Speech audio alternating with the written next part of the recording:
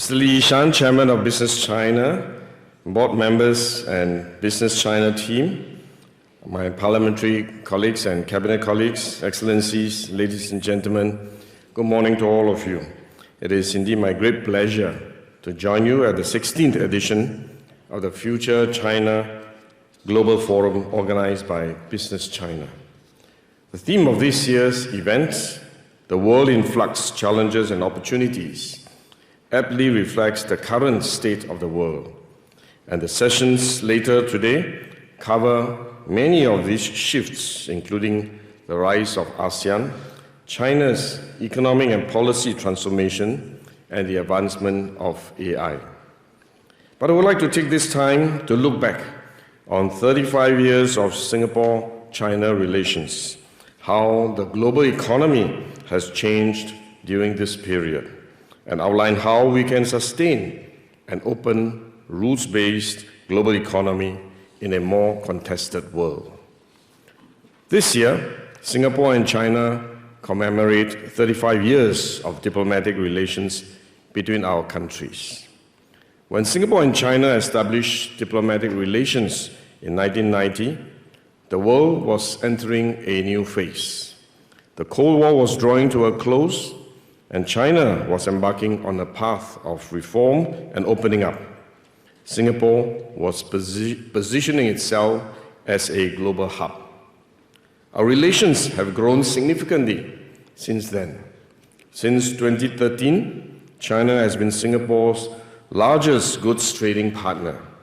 Last year, bilateral trade amounted to $170 billion, comprising about 13% of Singapore's export goods trade with the world. Since 2013, Singapore has also been China's largest foreign investor, with cumulative investments to date amounting to $223 billion. Our three government-to-government projects reflect how our partnership has evolved alongside China's developmental priorities. From Suzhou Industrial Park during China's early industrialization, to Tianjin Eco-City as China prioritized sustainable development, and to Chongqing Connectivity Initiative with China's focus on connectivity and modern services. Last year, we elevated our ties to an all-round high-quality, future-oriented partnership, reflecting our shared ambition to deepen cooperation in the digital economy, green transition, and innovation. The evolution of Singapore-China relations over the decades sits within the wider transformation of the global economy.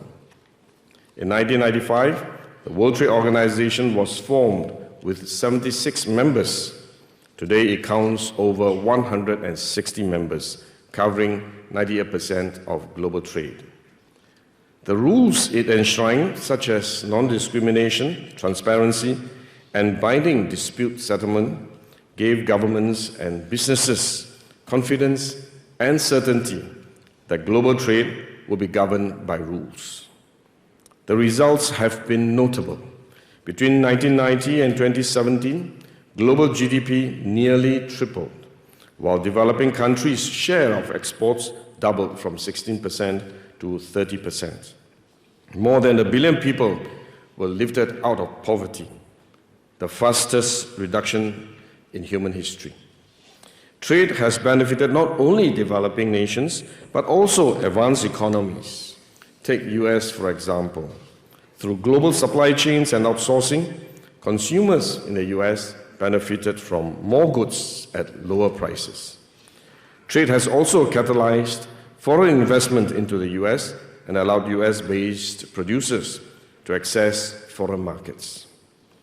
Today, the US remains the world's largest economy, driving consumption, technology, and finance. Global trade is also central to China's economic transformation. By joining the WTO and opening its markets, China became the world's factory, contributing to unprecedented growth in global production and supply chains. This has in turn enabled Chinese households and workers to enjoy higher standards of living and greater access to opportunities. Together, the US and China accounted for over 40% of global GDP today, and therefore the twin engines of growth of the global economy. But the same forces that created interdependence has also given rise to tensions. In particular, the scale and pace of China's growth in industrial capacity severely challenged the competitiveness of manufacturing industries in advanced economies such as the United States, and created incentives for companies to move production abroad. According to economist David Otter, between 1999 and 2011, Chinese imports resulted in the loss of about 2.4 million jobs in the United States, including 1 million manufacturing jobs, such as in textiles and furniture making. These effects were acutely felt by workers in affected industries and resulted in the devastation of industries which could not transition fast enough. As a result, even though trade had led to the creation of many new jobs in the US, the severe dislocation in these industries led to unhappiness among many workers. Today, the global system faces unprecedented strain. The WTO has struggled to negotiate new agreements. Its dispute settlement mechanism is paralyzed, and core principles like the most favored nation treatment are at risk of being eroded. We have also seen a sharp rise of protectionist measures, especially in recent months, marked by tariffs, import quotas, export restrictions, and investment screening requirements. This is in part fueled by contestation between the US and China, who have in their respective ways turned towards unilateralism. For now, the US and China have avoided the worst through a trade truce. But this uneasy equilibrium is fragile. If it breaks, and if more countries resort to power-based approaches, we risk a world of fragmented supply chains, rising uncertainty, and weaker growth. There is no going back to the old WTO system of the 1990s. But abandoning rules altogether is far worse. We must therefore do what we can to reform the global rules-based economic order. And this is why Singapore has supported flexible multilateralism within the WTO. The joint statement initiatives on e-commerce, services regulation, and investment facilitation under discussion at the WTO offer a model of which willing members can move forward together while keeping the door open to others to join whenever they are ready. This pragmatic approach keeps the WTO relevant and preserves its role as a global anchor for trade and rules. Alongside WTO reform, plurilaterals play an important role too. The Comprehensive and Progressive Agreement for Trans-Pacific Partnership, or CPTPP, of which Singapore is a founding member, covers nearly 15% of the global GDP. The Regional Comprehensive Economic Partnership, RCEP, led by ASEAN with China, Japan, Korea, Australia, and New Zealand, is the world's largest free trade agreement, covering about 30% of global GDP and a third of the world's population. And earlier this week, Singapore, together with New Zealand, Switzerland, and the UAE, and 10 other small, medium, and trade-dependent economies have announced that we will convene a Future of Investment and Trade Partnership, or FIT partnership, to work together on areas such as supply chain resilience, investment facilitation, non-trade measures, trade facilitation, and technology.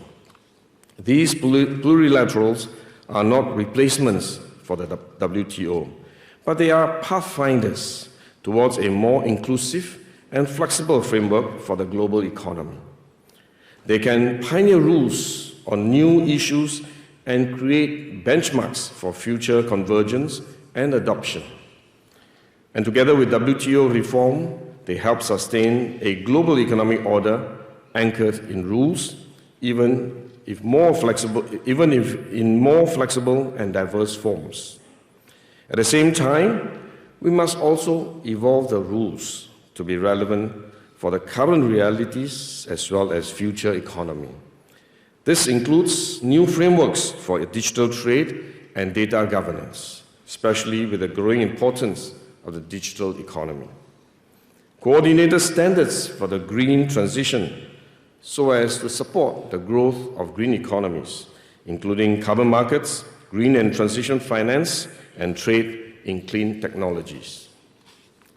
Clearer rules and a calibrated balance on industrial policy and subsidies, allowing governments to pursue legitimate economic objectives without distorting competition. And last but not least, standards on new technologies to ensure openness, safety, and fairness, especially with the advancement in AI and quantum. As we chart the next chapter of the global economy, institutions like Business China continue to be essential. Since its founding, Business China has nurtured bilingual, bicultural talent, fostered deeper understanding among Singapore businesses of China's society and economy, and helped Singaporean enterprises seize opportunities. As China's economy transitions towards technology, innovation, and green development, Business China can help our businesses identify new opportunities in these sectors and facilitate win-win partnerships with Chinese enterprises. The story of Singapore-China relations over the past 35 years is intertwined with the evolution of the global trading system. Both show how openness and rules can deliver growth, stability, and prosperity. But they also remind us that the system cannot be taken for granted. As the international order comes under strain, we must resist the drift towards unilateralism and power-based politics. The future must still be anchored in rules, but rules updated for the realities of our time. If the global community can reform the WTO, advance practical plurilaterals such as the CPTPP, RCEP, and FIT partnership, and update the rules of trade to reflect the realities of digitalization, the green transition, and new technologies, then we can preserve a rules-based order that benefits all and build a stronger, fairer, and more resilient global economy that will benefit all of us. Thank you.